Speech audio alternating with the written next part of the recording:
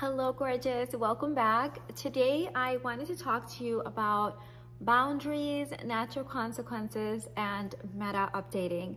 I've done a lot of videos on the topic of natural consequences, and I know you guys love those type of videos.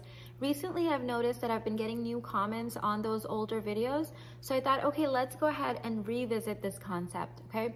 So I'm going to define these three concepts the way that I understand them and teach them. And if you have any other questions after this, please feel free to leave them in the comments, and I'd be more than happy to go in depth in any of these areas. So number one is the concept of natural consequences. So natural consequences are the result of decisions made that just happen in nature. So for example, if I was to stop watering my plants, then the natural consequence of that would be my plants would die, right? Or hopefully they'd get rain, but you get the gist of it, right? So that's a natural consequence of me not watering my plants. A natural consequence of me not having any systems and structures in place in my household on how to take care of chores and laundry and grocery shopping would be that there would be chaos in my household, and there would never be any food or clean clothes, and maybe we'd all just be lost and blaming each other, and there would be a lot of arguing, right? That's a natural consequence of not having systems and structures in place. So a natural consequence of not getting my driving license would be that I would not be able to drive myself anywhere. I would be dependent on my family members, friends, Uber to take me places. So I'm saying this because a lot of times when people come to natural consequences, they think it's just a fancy, more like elegant way of saying punishment, okay? Punishments is where, because of your lack of inner work and your lack of awareness in your own life and where things need to change, you point the finger at someone else, blame them, maybe take things away from them, withhold love, and create a situation where there's some kind of a punishment being instilled versus going to the root cause and saying, hey, did I, like for example, if laundry wasn't done in my house and I didn't really have a system for getting laundry done, no one knew who was supposed to do laundry, and then I'm like yelling at my kids or blaming my husband, you know, I'm not getting to the root cause. I'm punishing them when really the root cause issue is we really don't have a system for getting things done. So natural consequences help teach a natural lesson to your children, and in romantic relationships, they help preserve the love, affection, connection, belonging, emotional intimacy. That's the exact reason that we want the relationship in the first place. So when we do things that are punishing, we actually destroy the very thing that we're trying to seek out in our relationships. So natural consequences just happen in life. You don't even know how to figure them out. So there's no point of you having to even go and say, well, what would be the natural consequence of this? Because then it's like you're trying to, again, have a punishment aspect in there, right? Natural consequences just teach lessons in just a law of the universe kind of way, okay?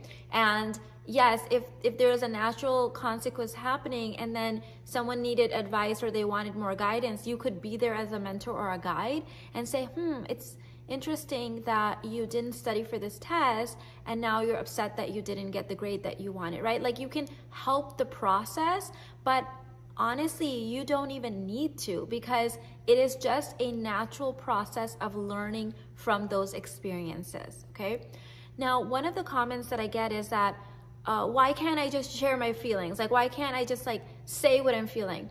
This is a very Western approach to relationships, and what I've seen in my work is in the nations where communication is highly encouraged and sharing your feelings are encouraged, have the highest divorce rates and the biggest problems in relationships. Here's the truth. When you are triggered, when you haven't done your inner work, any feelings you share, any communication that you do, it is just coming from the mental plane. It's your ego talking. So you can all sit down very nicely with nice intentions and then all share your feelings in your family, and unless you've actually done your inner work and it is your consciousness speaking, you're just going to get into bigger arguments, bigger fights. It's that tit for tat, 50-50 kind of relationships that we think work, and they're really highly promoted in the Western cultures. they don't work, because relationships are not based on transactions. Okay, they're not based on 3 or 4 egos getting together and negotiating things, right? It's still not you. It's still not authentic connection. So if that works for you, great. In my work, helping over tens of thousands of women from all over the planet, I'm telling you that unless you're a highly evolved person, maybe $1 million babe and higher, and so are the people that you're communicating with, it's usually not gonna work. Because it's just, you know, I could sit here and yell at my kids, or even be like very cordial and be like, yes, I think you should do the laundry. And they would say, well, no, I think he should do the laundry. And they could say, well, I think he should do the laundry because it's not fair, because we're still just having a very ego-based decision, right? It's still not connected to soul. It's still not based on consciousness. So a lot of times, letting things flow naturally, going to the root cause, building structures and systems, and then letting natural consequences happen, and then restructuring around those are going to be a more effective way. That's what I've seen in the Eastern cultures, where they don't have this thing of like sitting down and having like all these discussions around things, and yet your relationships are really successful there, right? So that's where natural consequences really come in. And here's the thing, babe. It makes your life easier. If I had to micromanage all the people in my life and see them as complete idiots and incapable of learning any lessons from life, and then I had to like teach them a lesson and make sure that I was like schooling them and punishing them, and there were, you know, disciplines being enforced, that is exhausting. Like, who wants to live their life that way, right? Imagine in nature if we had to do this. If every time something went wrong, we had to come in and act like we were God and instill discipline and punishment. But no, just things just flow in nature. There's just natural consequences, and then we rebuild the structures around them, right? So that's what I believe is really the most sane way for you and everyone else to have and connect with each other, have that emotional intimacy, and introduce natural consequences into your life, into your marriage, into your family, into your work, into everything, so that you can be carefree and in your feminine energy. The next thing I wanted to talk about is boundaries. Again, this goes hand in hand with natural consequences. Most people that complain about other people breaking their boundaries don't have boundaries, okay? So this is one of the biggest lessons I've learned on my own journey. I used to complain constantly about people breaking my boundaries when I literally didn't have any. So a boundary is a decision. It's an energetic decision that you make with yourself, okay? So it's an energetic decision, it's a pact, it's a vow that you make with yourself, okay?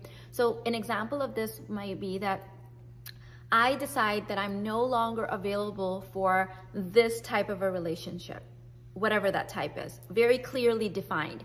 You journal this out, okay? And then if I was dating and those kind of relationships were showing up, I would just say no thank you to those proposals for dates. That's it. I wouldn't be mad at the guy.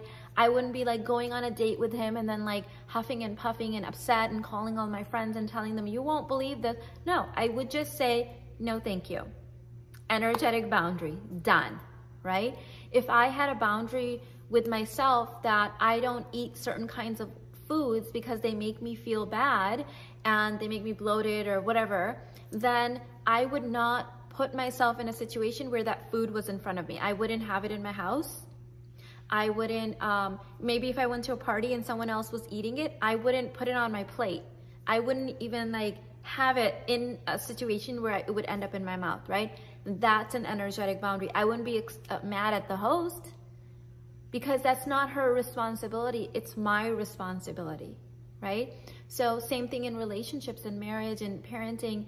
If I have an energetic boundary that I don't give in to tantrums, then every time my child would throw a tantrum, I wouldn't give in. And then 3, 4, 5 times of doing it, they would quickly realize, oh, this tactic does not work with her. It might work with daddy or it might work with grandma, but it definitely doesn't work with her. And they would need to come up with another strategy with you, right? Maybe, I don't know, some other thing that does work with you. So all of these things are energetic boundaries that we set within ourselves. If a child was throwing a tantrum and I didn't have an energetic boundary, I could tell them, stop doing that. You're embarrassing me. Get off the floor. I'm going to take away all your toys. I'm going to remove the door off of your bedroom. I can do all of that, but I'm still participating. I don't have a boundary around that thing. I'm still participating, and that child knows, keep doing it. If you trigger her enough, she's going to give in. And it's just this weird dynamic that both of you guys are playing out. So I believe like 99.9% of boundaries are just energetic. I still haven't been able to come up with any situation where my boundary was someone else's responsibility, but that's what a lot of people seem to think. That I have to hot potato my boundary onto you, and then you have to enforce my boundary, and you have to pretend tiptoe around my boundary. No, I just have to uphold my own boundaries, and that's easier too, isn't it? Because I have full control over myself. I can just uphold them versus I have to give the assignment to my husband or my children or someone else, right? So that's how I define energetic boundaries. Meta updating is a concept that was borrowed from, it's like this mathematical stat principle. And my husband's into physics and mathematics and things like that. And he brought up that concept once, and I found it life-changing. So I did a bit of research on it, and I was like, I freaking love this. And I started using it in my own life, in my marriage, in my parenting, in my friendships, and then I started teaching it as well.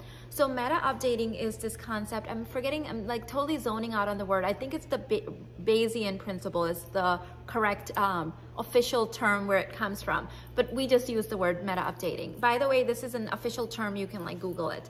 So meta updating is where two people get together, and if these people, as long as these people respect each other as human beings and they see each other as capable, the concept is that both of these people, even if they are have different values or viewpoints around certain things, when they come together and they discuss those concepts, that they will end up meeting somewhere in the middle or convincing the other person on their standpoint. So this is how it works. So let's say that you and I are friends and we are on a lunch date, and it comes to your attention that I believe that most relationships are savable, and that it comes down to our inner work and the dynamic that we bring into the relationship. And let's say that that's not something that you had ever heard of, and that you had never even thought about it that way. You thought people are fixed, either it's going to work or it's not working, that inner work has nothing to do with it. Well, because we're friends and you see me as a capable, honest, respectable human being, what's going to happen is that you're going to leave that conversation saying, that's quite interesting. I don't really believe that, but Mina is a pretty smart girl. I trust her and I respect her. And if she thinks that relationships can be changed through inner work, then it must be true. Or at least I'm going to give it the benefit of the doubt that it is possible that that could happen. And in you thinking this, and it's happening obviously on a subconscious level, in you kind of like seeing me as someone capable and honest and trustworthy and someone you respect, your viewpoints will start kind of naturally shifting to account for what I'm saying.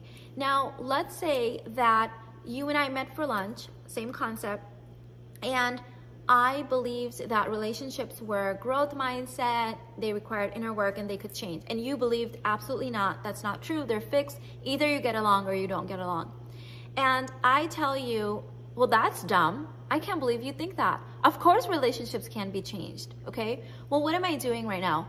Well, I'm belittling you, and I'm creating this level of like distrust in our relationship.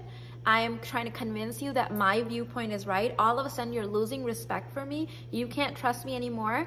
And now meta updating cannot work. It cannot work, okay? So now zoom out of this for a second. In our relationships, in our parenting, when we belittle our children, think they're dumb, think they're incapable, we correct our partners for little things that they did around the kitchen or whatever, and then we try to convince them our way is the right way, it's not going to work. And it's all happening on a subconscious level. They can't trust us. They're thinking, well, mom always makes fun of my clothes and she's always trying to correct my music choices. And now she's telling me this thing. No, I just don't trust her, right? And they're not going to say this from the conscious brain, but their subconscious, that's what's happening. Versus if you are building up emotional intimacy in all of your relationships, you have energetic boundaries, you have natural consequences instead of punishment, then when you bring up a concept, they trust you, you trust them, there's mutual respect and love and honesty. It is so much easier to be on the same page in a family relationship, in a colleague relationship, in any relationship, when there's mutual trust, respect, and honesty in the relationship, right? But these little itty bitty things that we do that create punishments, mistrust, all of those things, they ruin those chances. So I have been teaching meta updating for quite some time now in my courses and my private coaching, and women have been able to get their children, their partners, their fiance, their whatever on the same page by just simply removing all the nasty little things that we do every single day that corrode our understanding, emotional intimacy, and love and all the things that we want, right? So I hope that defining these three concepts in one video is useful for you. If you have any other questions, please feel free to put them in the description box.